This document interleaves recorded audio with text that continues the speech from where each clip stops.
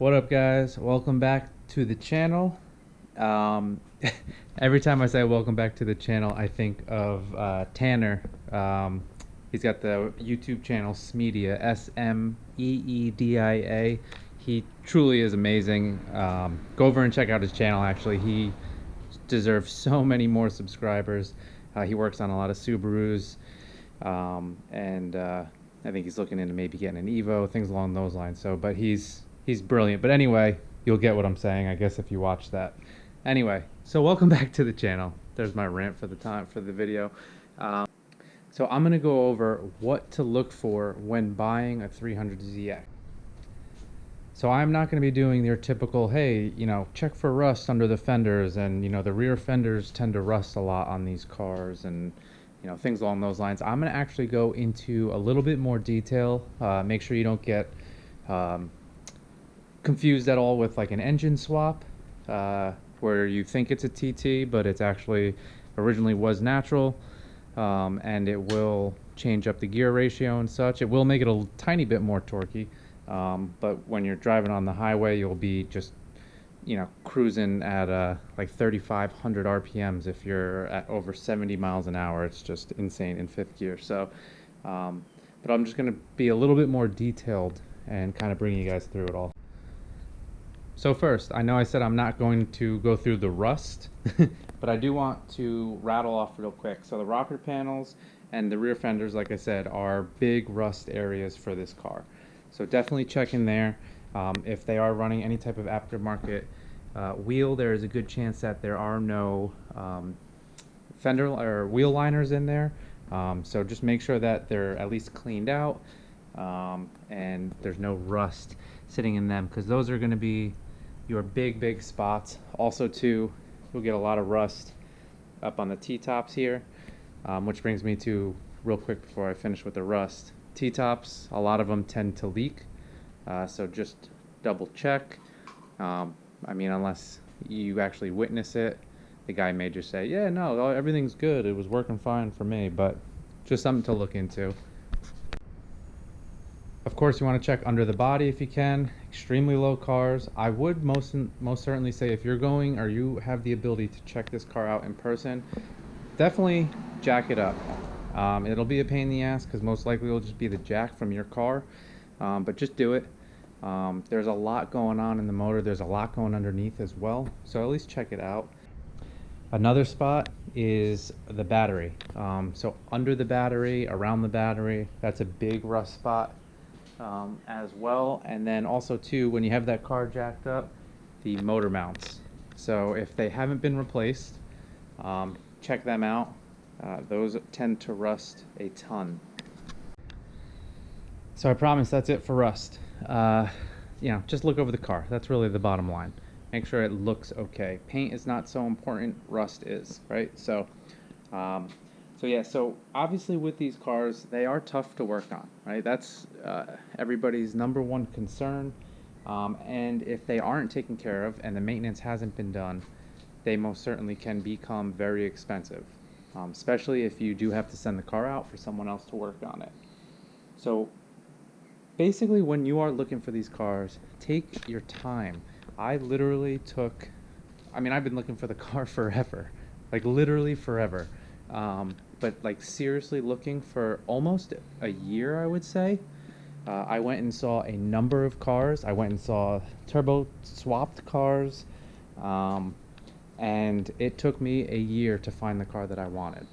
Of course, I was freaking out after everyone basically fell through, because the prices of these are going higher and higher, which I'm going to say, make sure your expectations are realistic.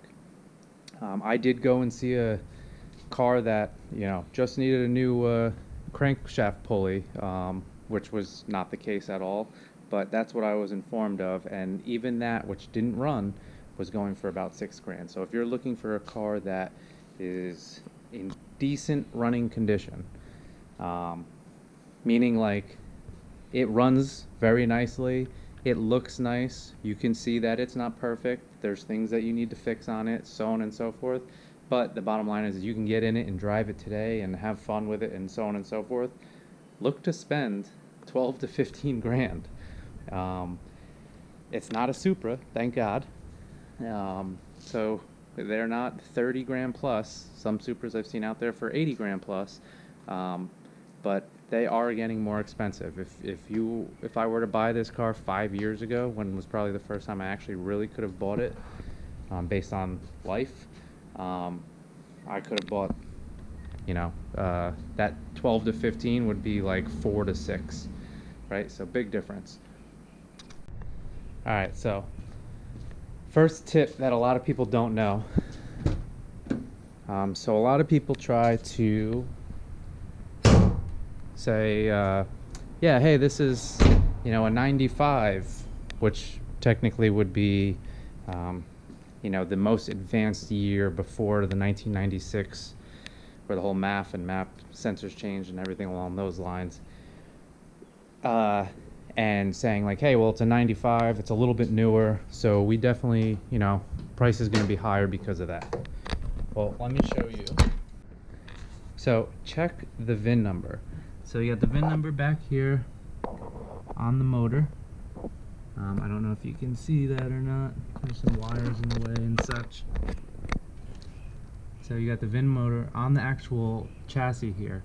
The 10th letter, which is right here for me, which is a 3, tells you the year that it was made, which makes sense. My car is a 1993, right? So make sure that you are buying the year that the owner says it is, especially if they're using that to kind of price the vehicle. Another thing that you really want to do when going to see this car, well, especially this car, because it is known for having just phantom leaks, but really any car, is try, if you can, to see it in the morning. You want to see the car cold. If it's already hot, if it's already been driven around for the day, if it's already been ran and the engine is still warm to touch, it's able to hide a lot more leaks that way. So he can perfectly tell you that, hey, this car is perfectly fine, there's no leaks. Well, meanwhile, when he pulled it out of the garage this morning, there was 3 different puddles on the ground. So it may not be necessarily leaking now because everything heated up and expanded, but also too, check his garage. If the car's not in the garage, check the flooring in his garage and see what it looks like. Not necessarily that it would be from this car, but just something to look at and keep in mind. So real simple stuff, right? Like, of course, make sure that you have all of the documentation for work that was done for the car, but even more importantly, if he or she, if they did oil changes, how did he keep track of them or she keep track of them? And if so, ask to see those documentations. But even more importantly, every 60K, the entire timing kit system needs to be changed. If it does not, you're going to have serious motor issues or just a blown motor in general. It needs to be done every 60K. And make sure it's the entire kit, the water pump, literally everything that comes with it is going to make a massive, massive difference on the lifespan of the car. Also, if you know what you're doing, try and do a compression test. It will just give you a ton of peace of mind with these motors. Not because they're not durable, they're extremely durable. I know people that have over 300,000 miles on these motors. They truly last forever if taken care of. But you don't know if the guy took care of it or not, or if he beat the hell out of it, whatever it may be. Try and do a compression test if you can. It's not too difficult with these. Also, what you're going to want to do is make sure that your radiator fan shroud and the fan are still there, and the clutch fan have not been replaced, and that they're still there.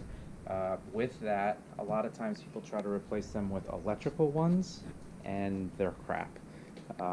Heating in this car is an issue, obviously. Look at how horribly compact it is. So you want to make sure that any cooling mod is running the way it's supposed to at all times. It is a huge, huge issue for these cars. Also, while I'm thinking of that, with personal experience, so you want to make sure if the car is not running, let's just say you're buying a car that is, cheaper and you're going to build it from scratch, which is awesome, by the way, if you do that. What you want to be able to do, if somebody says the engine's not running because of, a missing part, it still should be able to build oil pressure. So you can see down here, there is the oil gauge here. Have him turn the key, hold it for 45 seconds, even though it's not going to turn over. Some sort of oil pressure should be built, and that needle should move. Even if it's just a little bit, it should move, and that'll give you some confidence to know that. Doesn't mean the engine's not blown, but it will give you a little bit more confidence knowing that the engine is working, at least. Hello. Also too, dude, she's so bad. Anyway, also too, so you want to make sure, so this car is very electrical. You want to make sure that if the electrical wiring harness wasn't replaced, that it just isn't crappy looking, right? I mean, you could tell there's like the high cast system here. It is the original wiring and stuff, so you can kind of tell the difference between those wires and like this hose right here, is newer. These fuel filter hose, right? You can tell they're just newer. You can see the older hoses here, so they don't look bad though. But you just want to make sure that everything looks pretty good. Electrical failures on this car are pretty big and pretty common. So just check over everything, because I mean, look at that, it's like spaghetti. Like, what do you do with all that? You know what I mean? Like, that's gonna take a lot of time and a lot of headache to fix that, or just delete that, which I'm about to. All right, so staying with the motor, smoke is bad. In case you didn't know, any smoke is bad, stay away. But just so you know what it actually is, or not what it is, a good chance of what it could be. So any white smoke really just kind of means you just have a blown head gasket under the plenum there. It's just, water's getting into the cylinders and it's creating steam and throwing it out the back. If there's blue smoke, you're looking at piston wear. Well, that's the worst kind of smoke. It means you got to pull the engine, rebuild it, or find a new one, depending on what you do. The only problem with the blue smoke is usually you cannot see blue smoke unless you're driving. So it would be on your way home with the new car that you just bought, and your buddy following behind you sees a bunch of blue smoke coming out. Black just means obviously it's running rich. There's a excess amount of fuel going in. It could just be a simple fix, just like cleaning out your MAF sensors and intakes and making sure everything is clean, and getting a better like air to fuel ratio coming in through the intakes and such. But it's not the worst thing in the world. It can be fixed. So if there are multiple leaking valve seals, it will pretty much blow like a puff of smoke out of the exhaust pretty much when it's on startup. So again, if you got a buddy with you, or if the owner starts the car up for you, kind of stand back here a little bit and check out and see if it kind of puffs smoke when he starts it up. But it's basically because of excess oil burning off through the spark plugs. And then if there's any type of like a chugging sound, or the car sounds like it's just kind of hard to breathe on idle, it could mean the injectors. Maybe one's not firing correctly, or maybe they're just not firing enough. And then lastly, like a kind of like a whining sound, or like a metallic scraping sound, besides a normal ticking, which means you got a blown motor, it would be something like either the oil pump or just the power steering making a bunch of noise. The way to actually just check is, so here's your power steering right here. Just undo that cap with the car off, and see if it is full or not. You can actually see the liquid all the way up at the top there. All right, so the car is on. It is running. It sounds good, sounds decent. When it actually is all warmed up, when oil pressure reaches it's like I think 60 psi's, which you'll see in the gauge when you're in the car. Idle should be right around 1,000. It shouldn't be any lower than that. Well, if it's around 800, not necessarily a big deal, but if it is below that 800 or above that 1,000 mark, that is something to most certainly watch out for. So once the car is warm and it's either been driven for a little bit, or like I said, it is fully up to temperature, fully step on the gas in neutral, fully step on the gas and watch the boost gauge. The boost gauge, actually I learned this from throttle. I actually never knew this before, so which is pretty crazy. But I always used to have to just detect it through air tests and such. But anyway, so when you step on the throttle, the boost gauge should go from the negative to 0, and then obviously once you let go of the throttle, back to the negative. If it does not reach 0, then you got a boost leak somewhere. All this stuff is just going to help with your negotiation price, because it's shit you got to deal with if you end up buying the car. But yeah, pretty cool, pretty interesting, and an easy way to detect, especially if you don't hear it or whatever it may be. So step on that throttle, full throttle. Don't hold it down, like rev the engine as if you're revving the engine. And if it does not hit 0, you got a boost leak. Original transmissions in this car. There's a lot of crunching going on there.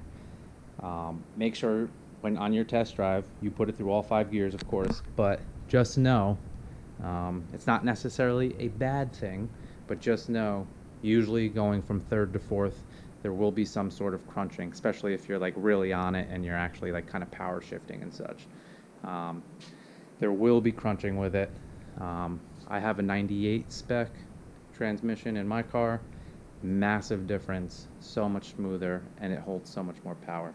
So, but just know that that will most likely occur. If you have one that does not, good for you. That is very rare. Okay, and now lastly, sorry for this boring video of me just talking, but I definitely want to share this information with you guys. So how to detect if this car is originally a twin turbo. Number one,